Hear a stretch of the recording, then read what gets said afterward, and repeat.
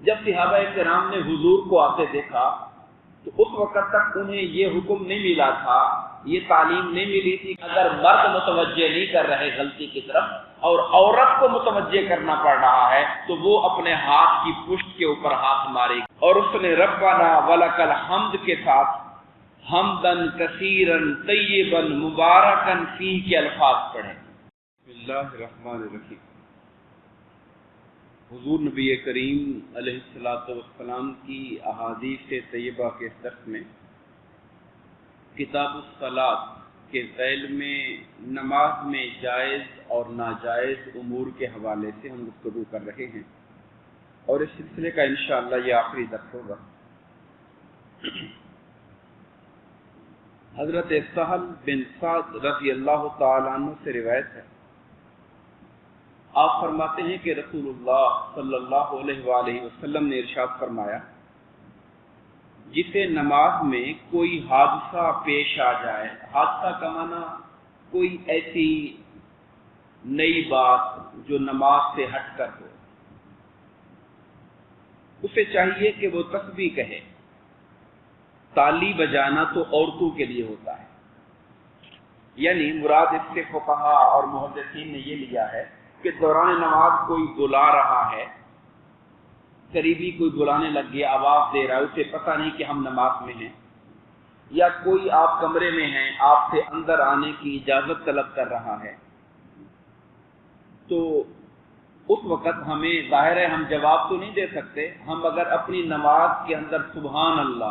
اللہ کے لفظ بول دیں تو اس سے اگلے کو اندازہ ہو جائے گا کہ نماز کے اندر مشغول ہے، تو میں مزید اس سے گفتگو نہ کروں۔ جیسا کہ آپ جانتے ہیں اگر امام بھول جاتا ہے تو امام کو متوجہ کرنے کے لیے ہم سبحان اللہ کی آواز کہتے ہیں۔ اصلاً جو واقعہ پیش آیا، حضور نبی کریم علیہ الصلوۃ والسلام ایک مرتبہ شہر سے باہر کسی محلے میں گئے تھے اور نماز کے لیے حضرت سیدنا ابوبکر صدیق رضی اللہ تعالیٰ عنہ مصلی پر کھڑے ہو گئے۔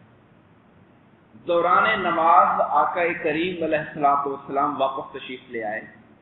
تو آپ صفوں کو چیرتے ہوئے آگے کی طرف بڑھے۔ جب صحابہ کرام نے حضور کو آتے دیکھا تو اس وقت تک انہیں یہ حکم نہیں ملا تھا، یہ تعلیم نہیں ملی تھی کہ سبحان اللہ کہنا ہے، تو وہ اپنے ہاتھوں پر تالیاں بجانے لگے۔ انہوں نے امام کو متوجہ کرنے کے لیے کہ حضور تشریف لے آئے ہیں، وہ اپنے ہاتھوں کی پشت کے اوپر تالیوں کو بجانے لگ گئے۔ اب ظاہر ہے کہ جب پوری مسجد کے لوگ تالیاں بجائیں گے تو اچھی خاصی آواز ہو جائے گی۔ صدیق اکبر رضی اللہ تعالیٰ عنہ تب جب انہیں شور زیادہ ہو گیا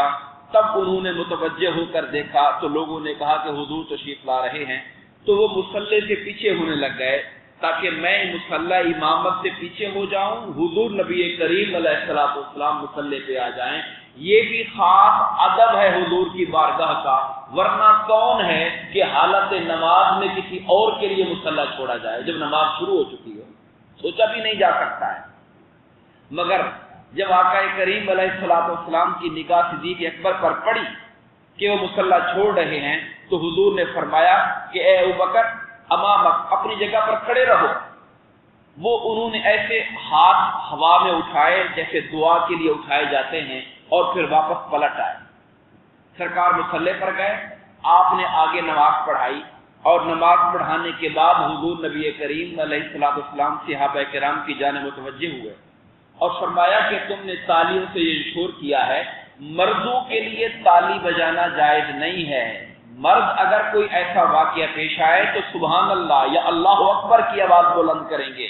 ہاں، خواتین کے لیے ہے کہ اگر مرد متوجہ نہیں کر رہے غلطی کی طرف اور عورت کو متوجہ کرنا پڑ رہا ہے تو وہ اپنے ہاتھ کی پشت کے اوپر ہاتھ مارے گی تاکہ متوجہ ہو جائے، وہ آواز بلند نہیں کرے گی۔ اور صدیق اکبر سے حضور نے پوچھا، اے ابو بکر، جب میں نے آپ کو منع کیا تھا کہ آپ کھڑے رہیں نماز پڑھائیں تو آپ واپس کیوں آ گئے؟ تو انہوں نے کہا، یا رسول اللہ، ابو قحافہ کے بیٹے کی یہ مجال ہے کہ اللہ کے رسول کے آگے کھڑے ہو کے نماز پڑھائے، یہ میری مجال نہیں ہو سکتی ہے، اس لیے میں واپس چلا آیا تھا۔ تو میں نے حدیث پاک کا پس منظر آپ کے سامنے رکھا۔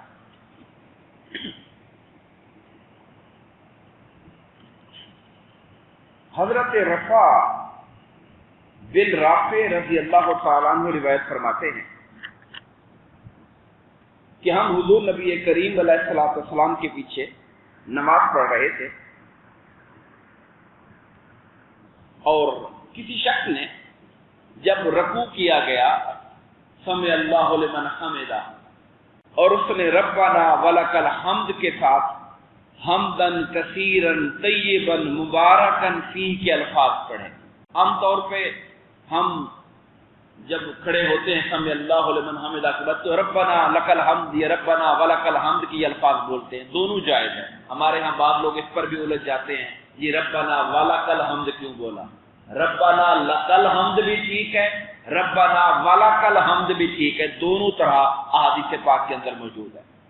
مگر اس صحابی رسول نے اپنی طرف سے اضافہ کیا جو حضور نے بتایا نہیں تھا، حمدن کثیرن طیبن مبارکن فیہ۔ جب نماز ختم ہو گئی، سلام پھر گیا، تو سرکار نے فرمایا کہ تم میں نماز میں یہ رکوع کے بعد یہ کلام کرنے والا کون تھا؟ کس نے یہ لفظ اضافی بولے؟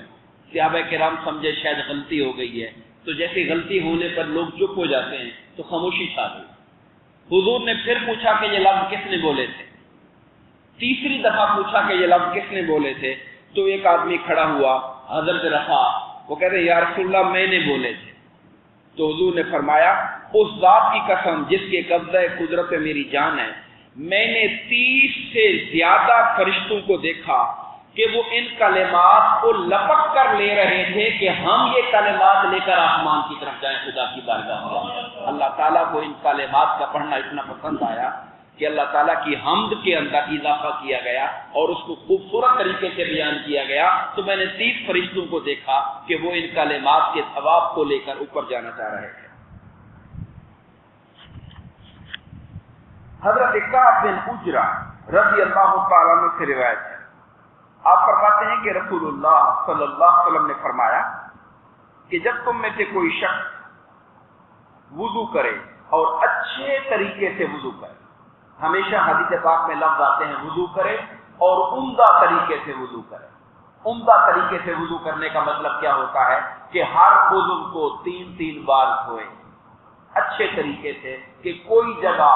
جو دھونے کے لیے لازم ہے اس میں سے کوئی جگہ خشک نہ رہ جائے۔ اور عمدگی کے اندر یہ بھی شامل ہے کہ اپنے وضو کو بسم اللہ سے شروع کرے، اور اگر یاد ہو وہ دعائیں جو حضور پڑھتے تھے وضو کرتے ہوئے وہ دعائیں پڑھے، اگر وہ دعائیں یاد نہیں تو ہر عضو کو دھوتے ہوئے بسم اللہ پڑھتا چلا جائے، بسم اللہ کہہ کے منہ دھوئے، بسم اللہ کہہ کے ہاتھ دھوئے، بسم اللہ کہہ کے۔ ویسے حضور نے اور دعائیں بھی سکھائی ہوئی ہیں، ہر عضو کو دھونے کی اور دعا ہے، مگر وہ یاد ہمارے اکثر لوگوں کو نہیں ہوتی، تو چلو بسم اللہ پڑھ کے دھویا جا سکتا ہے۔ نہ وضو کرے، اچھا وضو کرے،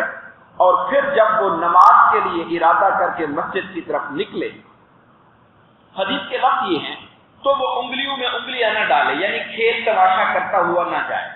علماء نے اس کا معنی یہ لیا ہے کہ جب وہ نماز پڑھنے کے ارادے سے گھر سے نکل پڑا ہے تو اسے چاہیے کہ پھر اپنا دھیان اللہ کی طرف کر کے جائے، تسبیح پڑھتا جائے، درود پڑھتا جائے، کیونکہ جب وہ نکل پڑا تو گویا اللہ کی بارگاہ میں اس کی نماز شروع ہو چکی ہے۔ اب وہ دنیا کا کھیل کرتا ہوا اور دنیا کی باتیں کرتے ہوئے نہ جائے، اس رب العالمین کی بارگاہ کی عبادت کے لیے جا رہا ہے، تو یہ خیال ہی اس کے دل پر اللہ کا رعب طاری کر دے۔ اللہ تعالیٰ کی جو حیبت ہے اور خدا کا جو وقار ہے وہ اس کے دل میں اتنا سما جائے کہ جب گھر سے نکلے تو دھیان رب کی طرف کرتا ہوا جائے اور اس کی حمد اور اس کی تسبیح کرتا ہوا جائے، کیونکہ وہ نماز شروع کر چکا ہے۔ ایک حدیث پاک کا ذکر ہم اور کریں گے۔ حضرت ابو ذر غفاری رضی اللہ تعالیٰ عنہ روایت فرماتے ہیں کہ رسول اللہ صلی اللہ علیہ وآلہ وسلم نے ارشاد فرمایا، اللہ تعالیٰ بندے کی طرف متوجہ رہتا ہے، یعنی جب بندہ نماز شروع کر دیتا ہے تو خود رب کائنات متوجہ ہو جاتا ہے۔ اب اس کی بعض علماء نے تعبیر کی کہ اس کی رحمت متوجہ ہو جاتی ہے، مگر الفاظ حدیث ہے کہ اللہ تعالیٰ بندے کی طرف متوجہ ہو جاتا ہے جب تک کہ وہ بندہ نماز میں ادھر ادھر نہ دیکھے اور جب وہ ادھر ادھر دیکھنا شروع کر دیتا ہے، یعنی اس کا دھیان نماز میں نہیں ہے، اس کی توجہ نماز میں نہیں ہے، تو پھر اللہ تعالیٰ بھی اس سے اپنا چہرہ پھیر لیتا ہے۔ ایک حدیث پاک میں حضرت انس نے اسی بات کو ذرا تفصیل سے بیان کیا، وہ بھی پڑھ دیتا ہوں میں۔ آپ فرماتے ہیں کہ جب بندہ نماز میں کھڑا ہوتا ہے تو اللہ تعالیٰ اپنی عزت و کرامت والے چہرے کے ساتھ اس کی طرف متوجہ ہو جاتا ہے، جیسے اس کی شان کے لائق۔ جب بندے نے کہا اللہ اکبر اور الحمدللہ پڑھا تو ایسا نہیں ہے کہ ہمارا رب بے خبر ہے، معاذ اللہ۔ جب بندہ خدا کی طرف متوجہ ہو جاتا ہے تو پھر اللہ بھی اپنے بندے کی طرف متوجہ ہو جاتا ہے۔ وہ اللہ حدیث پاک کے اندر آتا ہے کہ وہ جو قرآن کہتا ہے فَاذْكُرُونِی أَذْكُرْكُم، میرے بندو تم مجھے یاد کرو میں تمہیں یاد کروں گا۔ اور فرمایا بندہ میری طرف ایک بالشت چل کے آتا ہے، میں اس کی طرف پورا ہاتھ چل کے جاتا ہوں، اور بندہ میری طرف چل کر آتا ہے، میری رحمت دوڑ کر بندے کی طرف جاتی ہے۔ تو جب بندہ نماز میں اللہ کی طرف متوجہ ہوتا ہے تو اللہ تعالیٰ بھی بندے کی طرف متوجہ ہو جاتا ہے۔ اور جب بندہ نماز میں اللہ تعالیٰ کی طرف توجہ کرنے کی بجائے ادھر ادھر اپنا دھیان کر لیتا ہے تو اللہ فرماتا ہے اے آدم کے بیٹے، یہ لفظ سننے والے ہیں، جب بندہ دھیان نماز سے ہٹاتا ہے خدا فرماتا ہے اے آدم کے بیٹے تو کس کو دیکھتا ہے؟ مجھ سے بہتر بھی کوئی ہے کہ مجھے چھوڑ کر تو کسی اور کی طرف توجہ کر رہا ہے؟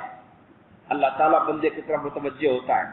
اور جب بندہ پھر بھی توجہ نہیں کرتا اللہ دوسری بار کہتا ہے، جب بندہ پھر بھی متوجہ نہیں ہوتا اللہ تیسری بار فرماتا ہے، اور جب بندہ پھر رخ نہیں کرتا تو اللہ تعالیٰ بھی اپنی رحمت کی توجہ بندے سے ہٹا لیتا ہے۔ تو یہ نماز حقیقت میں اپنے رب کے ساتھ ملاقات کرنے کا اور ہم کلام ہونے کا وقت ہوتا ہے۔ دعا فرمائیے اللہ تبارک و تعالی ہمیں اپنی نمازوں کو اچھے اور عمدہ طریقے سے پڑھنے کی توفیق عطا فرمائے، ہمیں نمازوں کی لذت عطا فرمائے، آمین۔ وما علینا الا البلاغ۔